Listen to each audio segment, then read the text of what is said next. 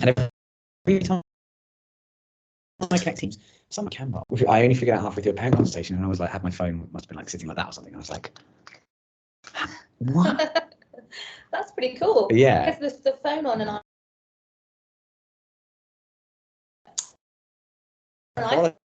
See.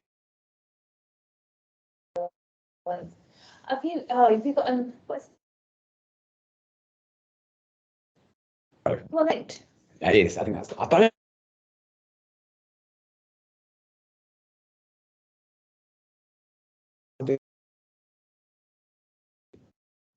Yeah. I can't think. Uh,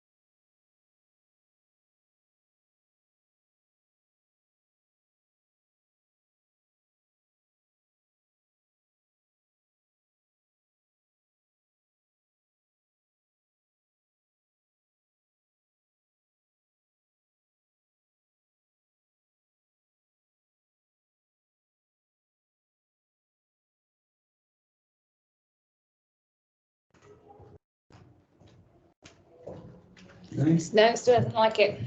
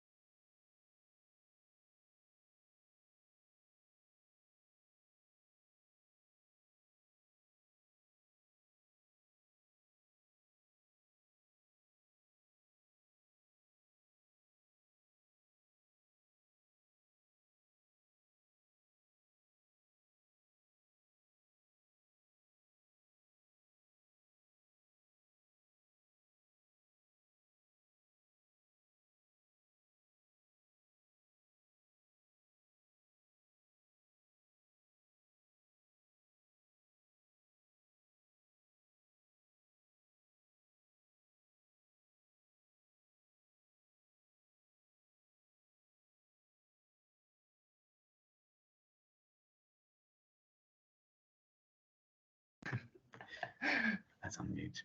Is it recording it? Recording has started. It's recording. Perfect. Good morning, everyone. I apologise that I'm a couple of minutes late. I had a last minute computer disaster. If you just bear with me for a few seconds, I will get the slides shared for today and we'll get started.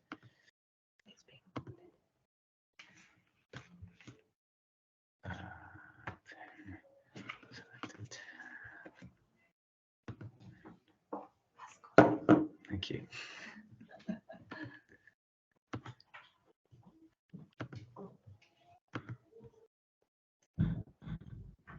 Okay, so hopefully now you can see the slides here. We are running a guided reading workshop this morning for all parents of children in primary. And these are the things we're going to be talking about today. The focus of today's workshop is to gain an understanding of what we call guided reading in Botanica International School Primary. And I would like to share some of the strategies we use in class so that you can support some of those skills at home with children when you're reading or helping with homework. The way we teach reading in school is broken up into different areas. Primarily, it is through guided reading, and guided reading we'll go into in detail in a second. They are sessions where children are in small groups being supported to talk about texts, not just read them and decode and blend the sounds that make up words, although those skills are really important, but to develop some conversation about those texts, and we'll talk about the skills involved in that in a moment. Children also have the opportunity to read in context, which is really important, by which we mean not in discrete guided reading lessons, but within English, within topic, within maths, within science. And that gives children the opportunity to apply skills they've learned in specific reading lessons in real world contexts. And part of what I would ask parents to do is to continue that at home, which is finding opportunities to read and talk about texts whilst out and about in town or at home or in a wide range of contexts. We also have home readers for children. These are leveled books that children are given progress in their comprehension, in their confidence and fluency reading on a one-to-one basis. Those are checked in with by staff on a regular basis. We ask the children to take the books home, and once they've read them, to bring them back. We ask some questions about them, and we assess to find out if they're ready to move to the next level. Once children have reached the top level of those home readers or leveled texts, we then say to them they can actually take more books from the library, which leads us on to the last point here, which is our library time. Library time is for children to continue some of that guided reading they might be doing with teachers. It's also a time for some of them to read just quietly and practice reading in their heads, to also talk with their friends about texts, and again to make that connection between reading at school and reading at home, because books that they choose in the library they will take home to continue reading by themselves or with you. So we allow children to take home 2 books from the library per week, providing they brought back enough books, and a 3rd book if they have completed the leveled readers, the home readers. So guided reading, let's go into a little bit more detail about that, because that can look different in different schools. It's a quite broad term, guided reading, but at the end of the day, it is where we we set aside time in our schedule, in our timetable with the class, and we call it the reading lesson. This is the time where we want to be teaching the children vocabulary, facts, concepts from other subjects such as topic or science. So we may have a book, for example, in year 4 right now, we are learning about the ancient Egyptians. So we would look at a book like this and really pick apart our reading skills in a reading lesson. But the topic of the book is very much to do with our topic lessons. It is about ancient Egyptians. So it's linked together with our learning. It's linked together with our learning in our English lessons, because we're going to be writing biographies of Egyptian gods and goddesses.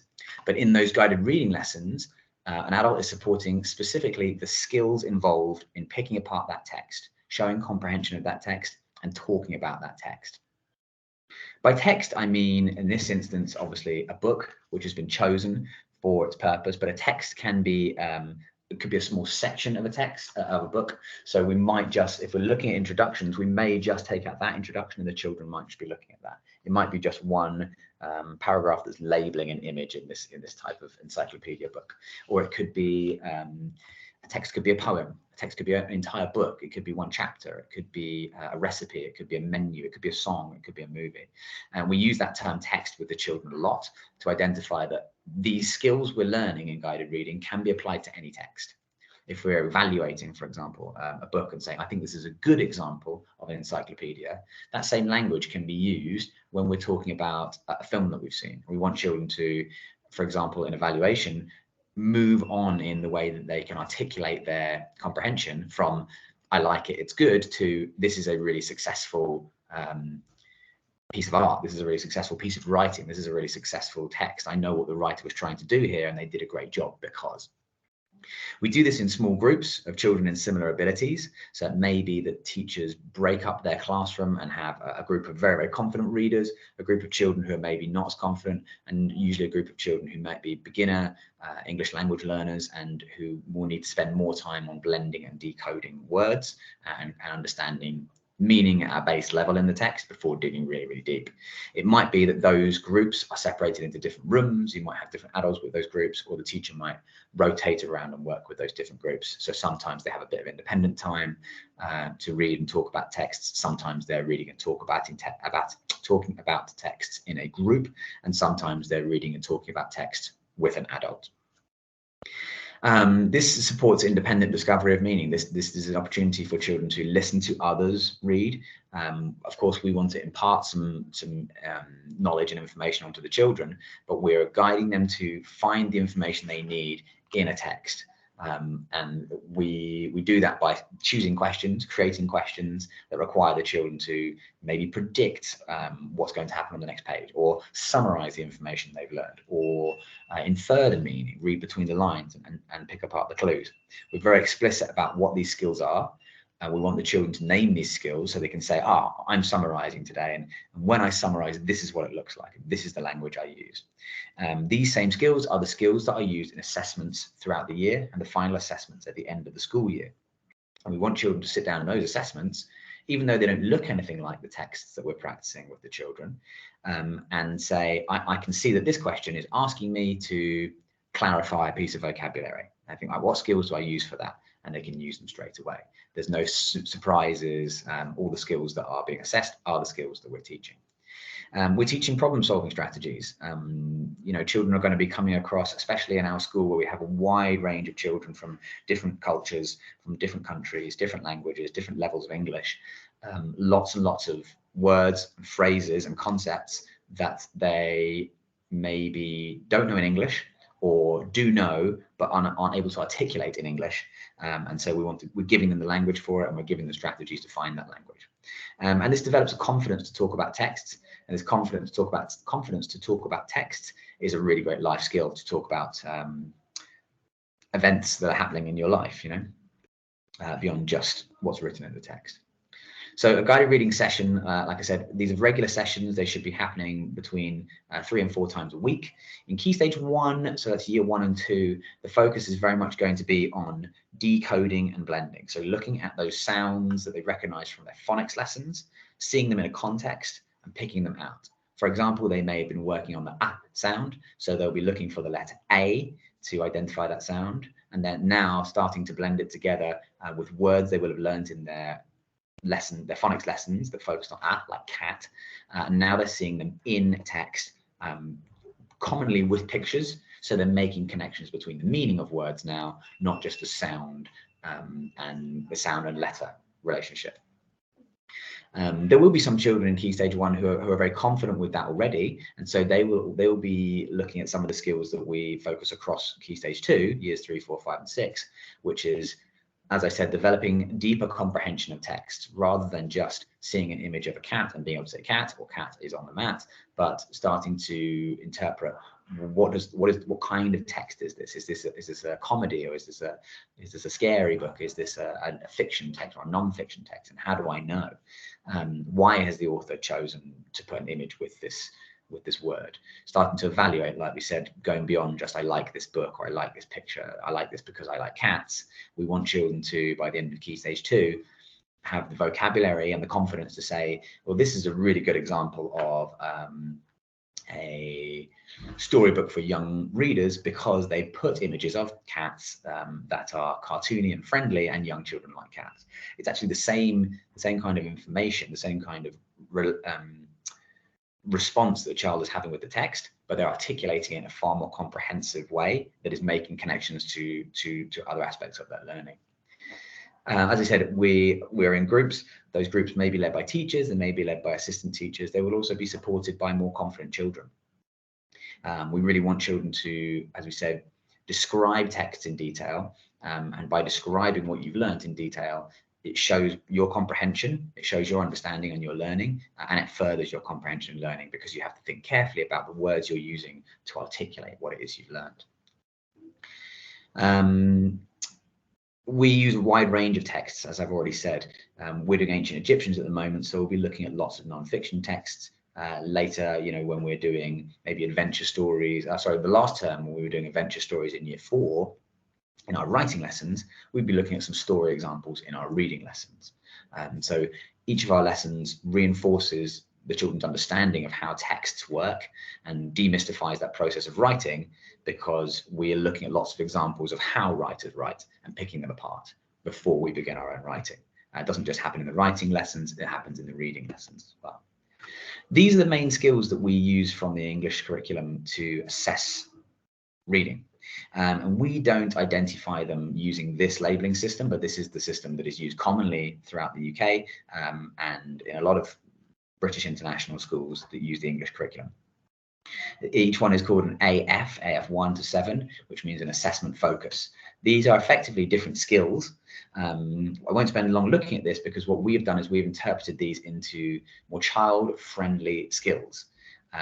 We give children the language, like I said, and the confidence to identify those skills by asking them questions, by providing the language, by modeling the language, by pushing their questioning further. We're trying to ask questions that dig deeper into a text, and we want children to self-assess and say, well, I'm really confident at, for example, summarizing, but I'm still not quite sure how to infer meaning by reading between the lines. I'm not looking for clues in the right places or something like that. These are the skills that we have identified from those assessment focuses, and this is what we use with the children. The skills are predicting, summarizing, evaluating, questioning, making links, or sometimes we say making connections, clarifying and inferring. We're going to go through some of these skills today and talk about them in detail, but you can see from the top to the bottom the level of engagement with the text, the level of knowledge required, and the ability to articulate increases as we go down the list. So children often begin with predicting and summarizing. Children who are quite new to reading can predict, and it could be as simple as a child who actually has a small amount of English and cannot read a large amount can look at a picture and say, I think that character is going to. And they may not put it in those words, but they can articulate what they think is going to happen next, or what that picture means. Predicting could be as simple as looking at a text where the word cat is there and there's a picture of a cat, and children are making that connection on the page and saying, well, I predict that this is a cat and this word is to do with this. That is base understanding of how we make associations in a text. at the other end of the spectrum, at the bottom there, we've got inferring. Children who are making complex inferences, and we're primarily talking about children from years 4 to 6 here, who are quite confident in English, will be saying, I know that the author intended for us to look at this picture next because of its placement on the page.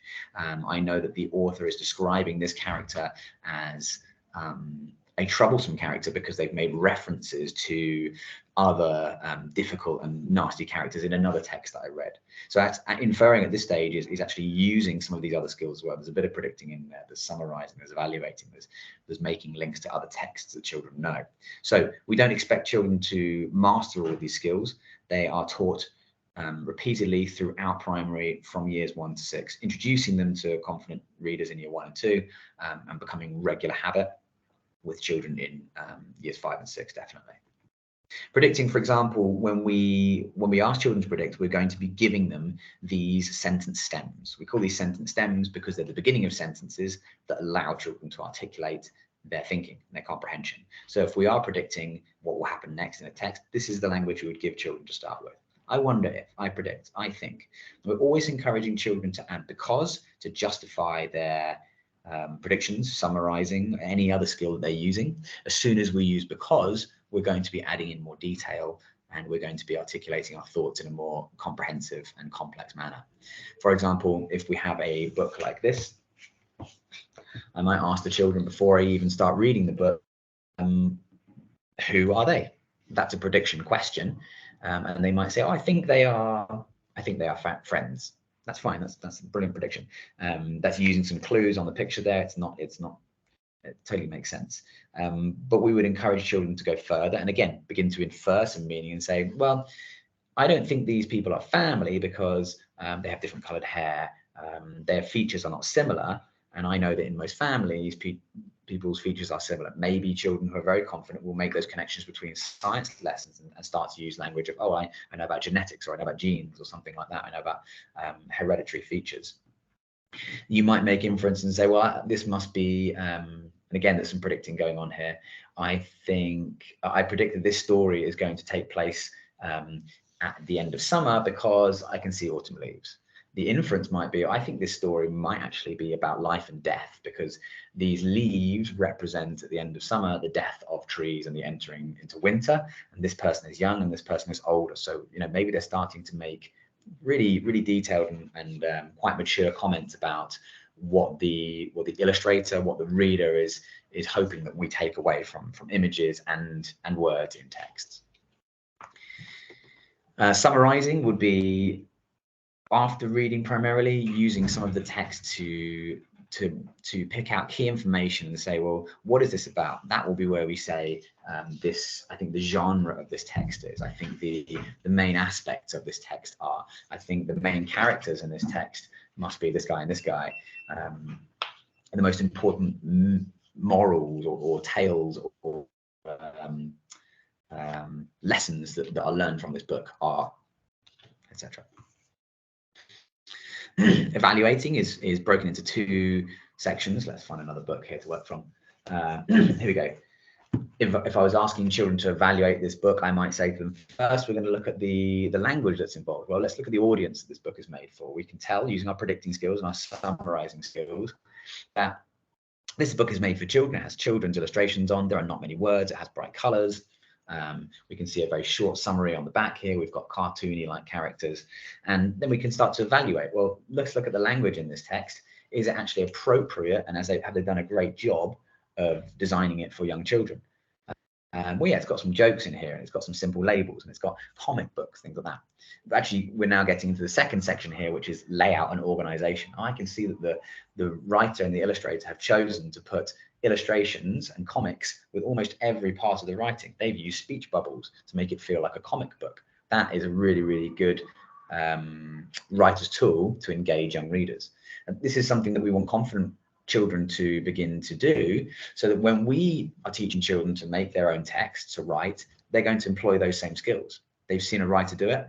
They're not just copying it, but they're evaluating it and saying, well, I like the way the writer did that, but I've got a different audience. I'm writing for older children, so I'm going to choose not to do that.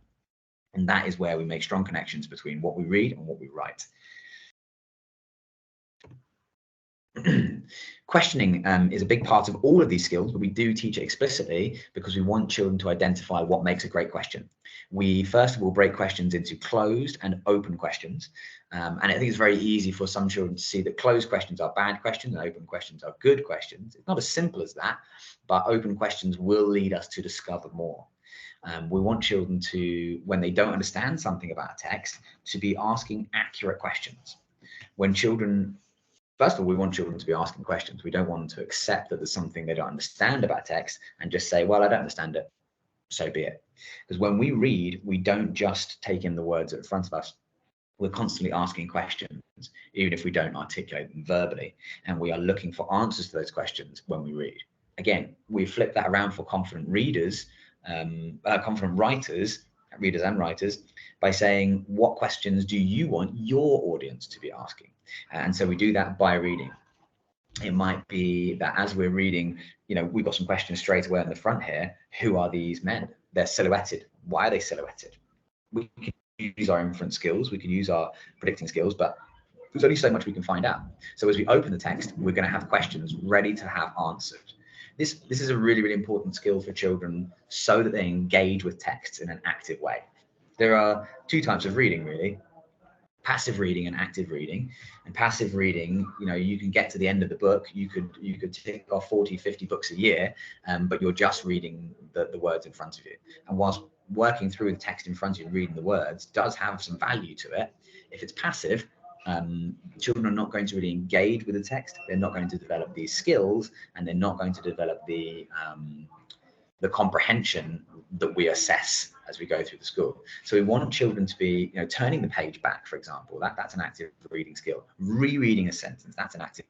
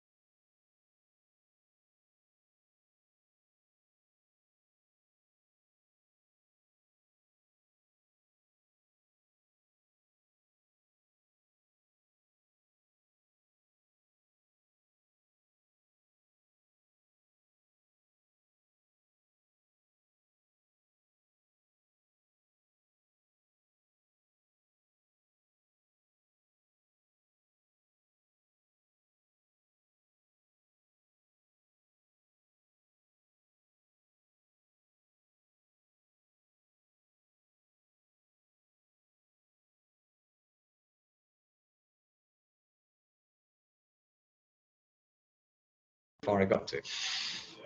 You could unmute them and ask them. That's probably the best way to do it. You can, if you just let, ask them where you go to. Who should I ask? Oh, here's a chat. Okay, why don't Okay. So many things. We can see you. Oh, good. Thank you very much. Can you hear me as well? Good. Can I ask, what was the last thing that that I was explaining before I disappeared? They're probably going to write it in the chat unless you enable their microphones.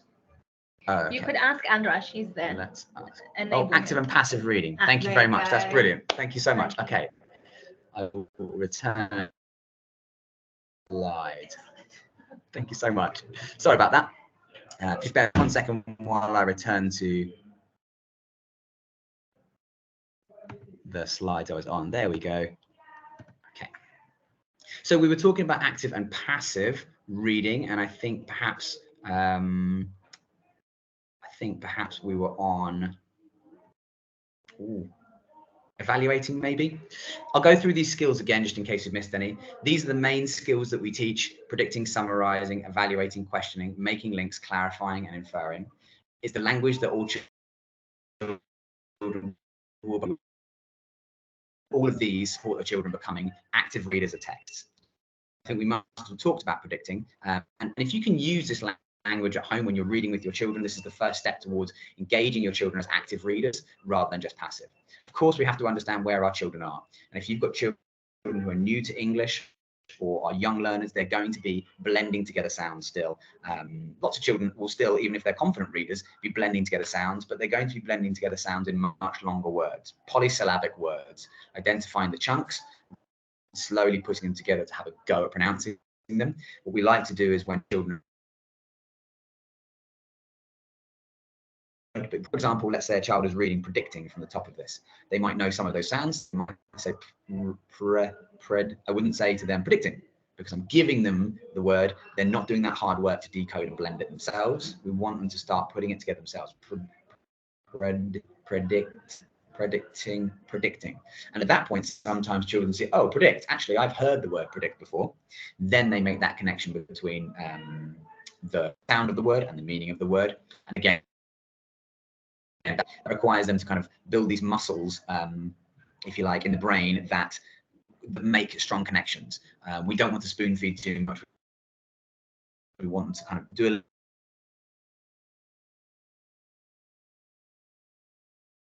to have shown an understanding of what's happened in the text and what was important and what wasn't. Again, that's a way of showing an active participation in the text.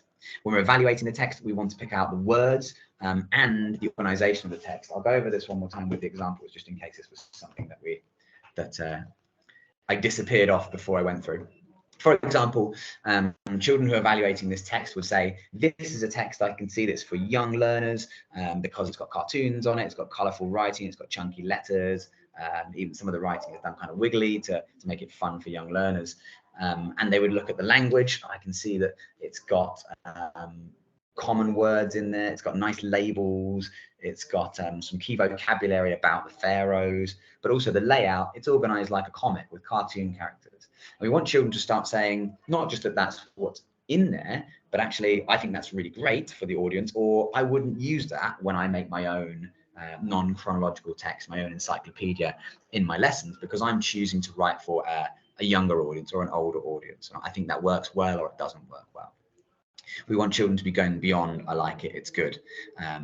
It's good because it's always a great start. And as I said, you know, a great way to practice this language in a way that's more engaging for children who might struggle to blend and decode and see reading as quite ominous task is to use this language when talking about TV shows or cartoons or movies or food or dinner. It's the same language skills rather than just gobbling down a plate of food and saying, well, how was it? It was good. You know, okay, why was it good? What was it that you liked about it? And we can actually apply these skills across a wide range of texts and aspects of life. Questioning is something that we encourage children to do, just as we ask questions to engage children and encourage them to be active with the text. We want them to be asking questions so that when they look at the front cover, when they are ready to turn the page, they've got something they're trying to find out already. When we're making connections with the text, we start by saying, first, we're looking at two texts side by side. For example, I can see that there are things that are similar about these, things that are the same, and things that are different.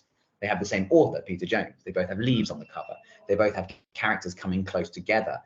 So it must be something to do with relationships. But they're different. This one has got cold colors. This one's got a light in the middle coming out. This one's got autumn leaves, and it's got warm colors. So we're making those comparisons between the two books. What we might do next is, if we're pushing those children further, saying, oh, this is like that time in my life where I hugged my grandfather. This reminds me of my grandfather. This is like that time we were walking in the woods and I saw those autumn leaves.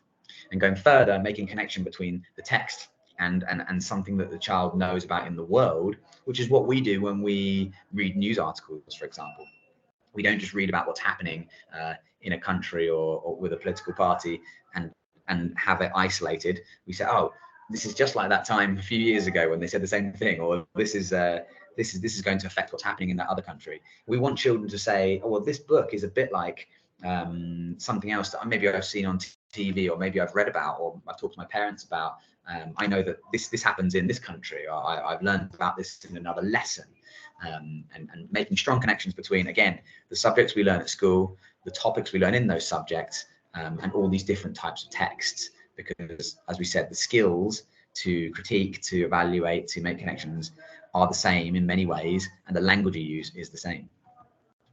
Clarifying is a really important skill for children of all ages, and something that we want children to continue asking questions about as they get older and more confident, but they begin to become somewhat reluctant to, because clarifying is about seeing vocabulary that we are not familiar with, phrases we're not familiar with, and finding it so that we can make sense of the text.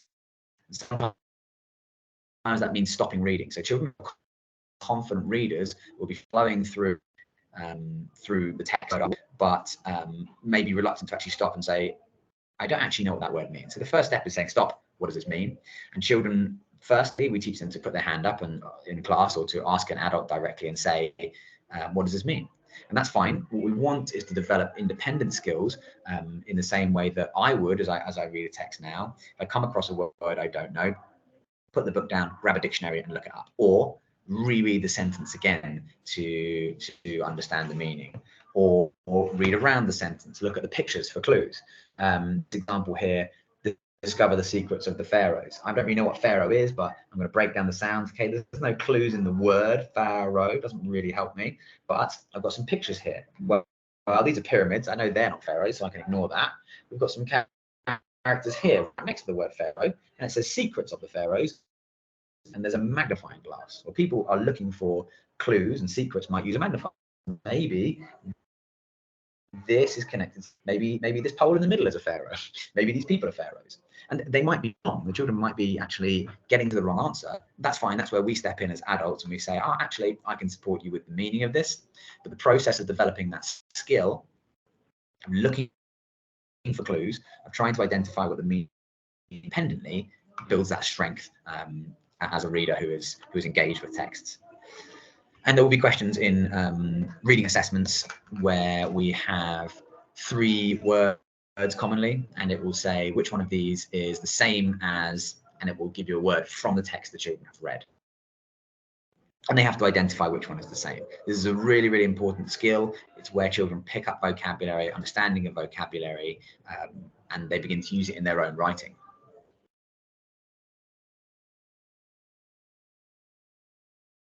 We have talked about is really for children, especially children who are not from a British context or an English language speaking context as well, because so much of what we are studying, of course, with teachers, many of our teachers being British or from an English language speaking context, are going to be using references that are more contexts. So what we need to do as teachers is explicitly explain some of these things and children to identify them. We use examples, especially in our writing, of describing a character and how they feel is a really good base level inference. For example, instead of saying the character is angry, a writer might choose to say their knuckles were clenched and turned white, their red, their brow furrowed, steam came out of their ears. It describes the same thing as they are angry. We want children to identify that and say, this means the character's angry. Even though it doesn't say the word angry, I know the author is telling me the character is angry. Next step would be, evaluating that and saying, I think this is a really good way of describing that the character is angry, because the writer didn't just use adjectives. As with all these skills, the flip side is in our writing, we want children to be doing that. We want children to learn those adjectives, happy, angry, sad, when to use them and when not to use them, and instead these descriptions that make the reader become an active reader, that force the reader to infer, to do a little bit of hard work. In writing, the flip side of inference, we call it SNOT, or show not tell, and it's where we don't just tell the reader how the characters feel or exactly what's happening, but give them clues instead. So how can you help? As we've already said, using this language at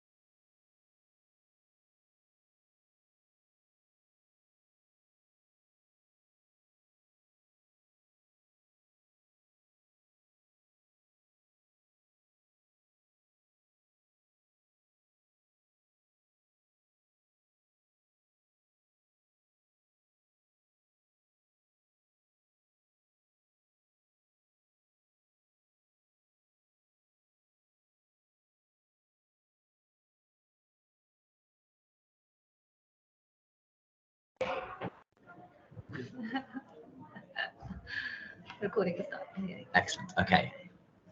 Let's share. You were on inferring this time. Excellent. Thank you very much, Ms. Morton. Okay. So we were talking about inference skills. We were talking about how children can use knowledge they've learned throughout the curriculum, prior knowledge, clues in the text to gain a deeper understanding. And these are some of the sentence stems we would use for inferring.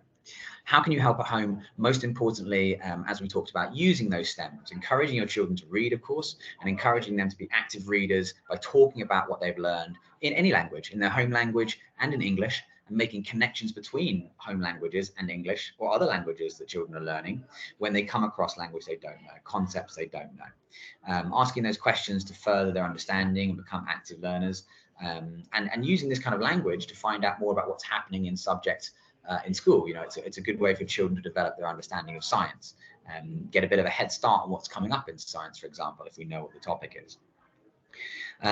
This can be done with the home reader books that go home. This can be done with the library books that go home. This can also be done with watching movies, TV. It can be done with reading the back of a cereal packet over breakfast.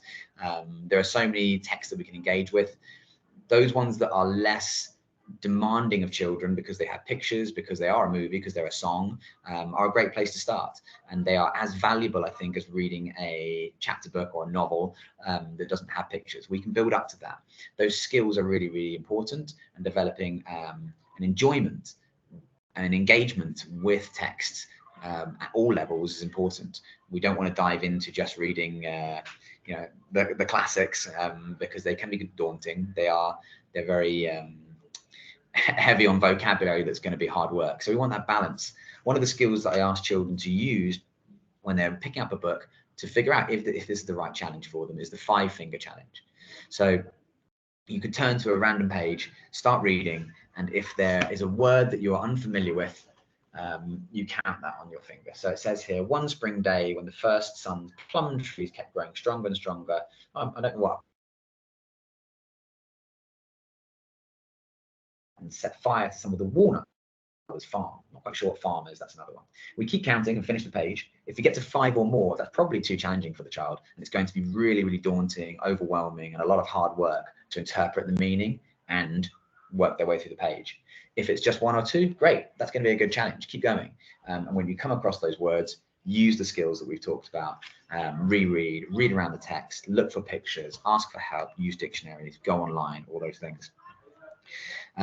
Again, that's a skill that we want to impart on children so that they become independent and out in the world can start saying, right, this is the right thing for me. This is the one that I want. This is an appropriate challenge for me.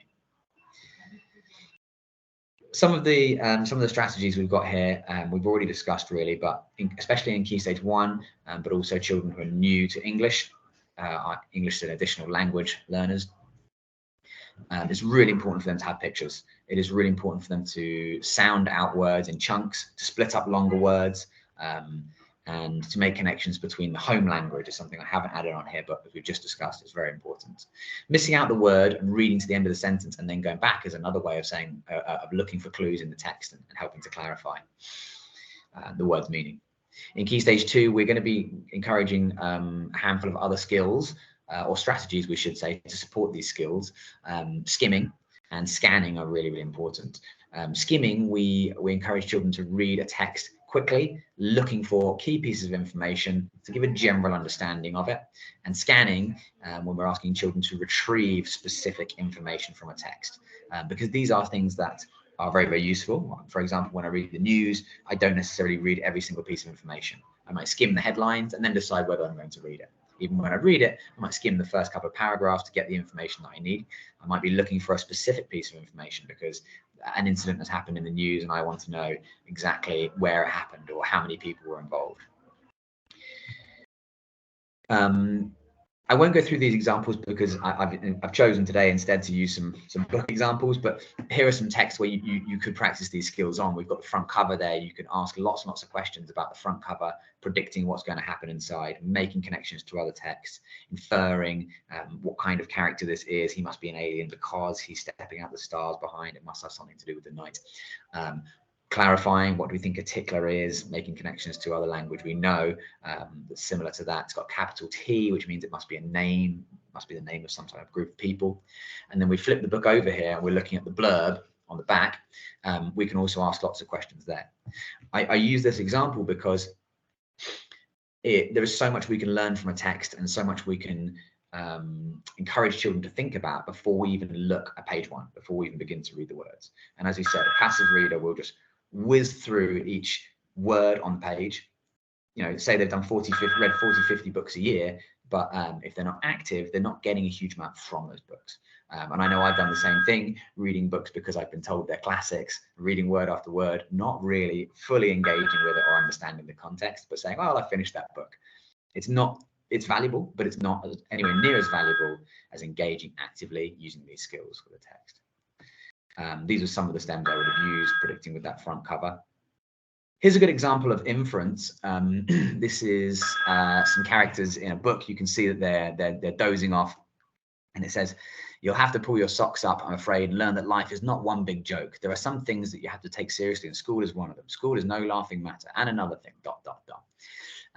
You know, if a confident reader and an engaged reader can infer that actually these children, they're disenchanted with this lesson. The teacher is extremely boring. The teacher is droning on about the same thing over and over again. But it doesn't just say that. It doesn't just say the teacher was boring. In fact, it doesn't even use the word teacher.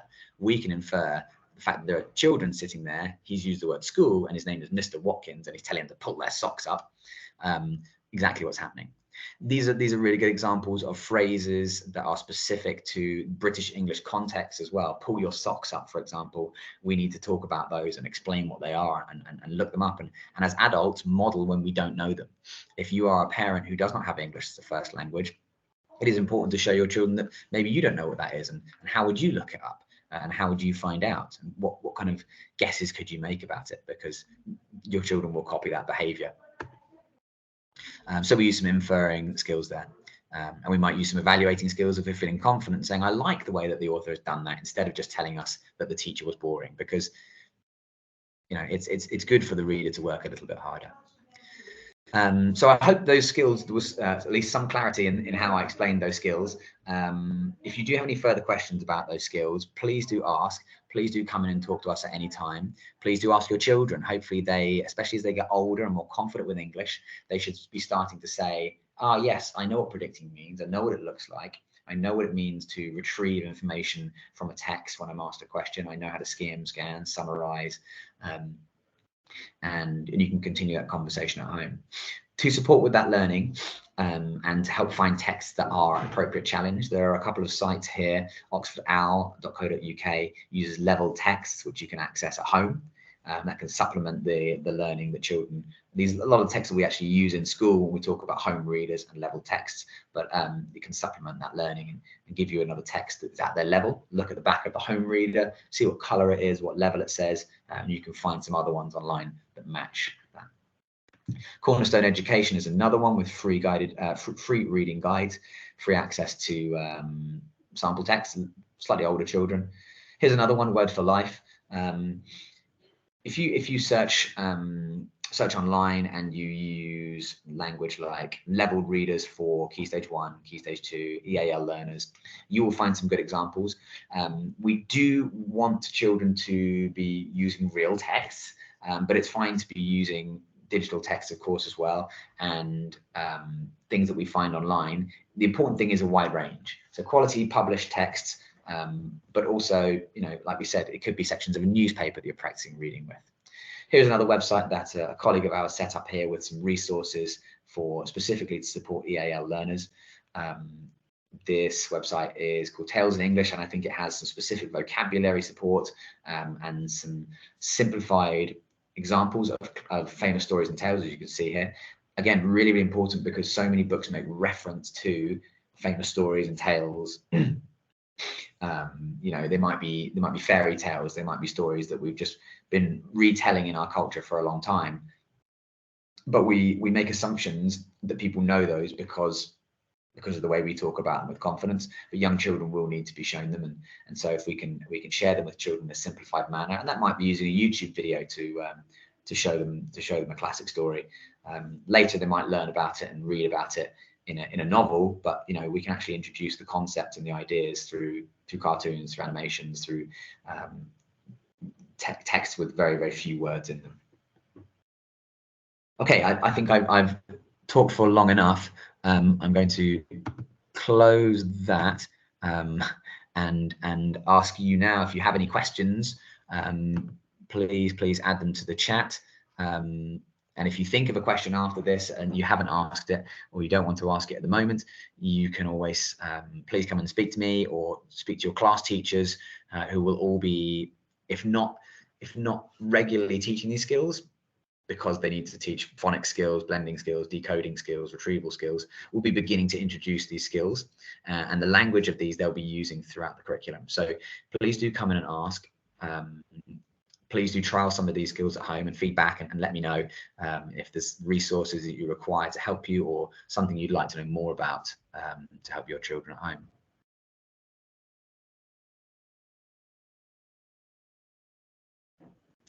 Okay.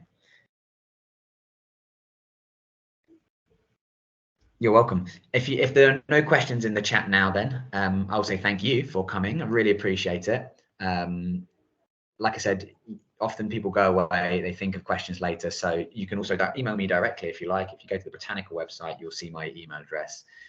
Please feel free to ask any questions, or grab it at the end of the school day. You'll see me on the playground. Come over and please do come and ask questions to find out more about how you can support with reading.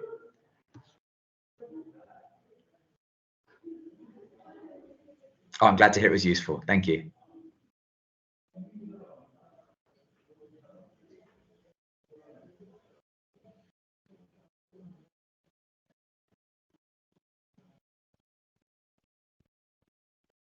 Okay.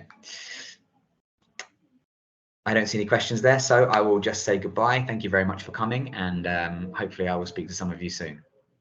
Thank you. Bye-bye.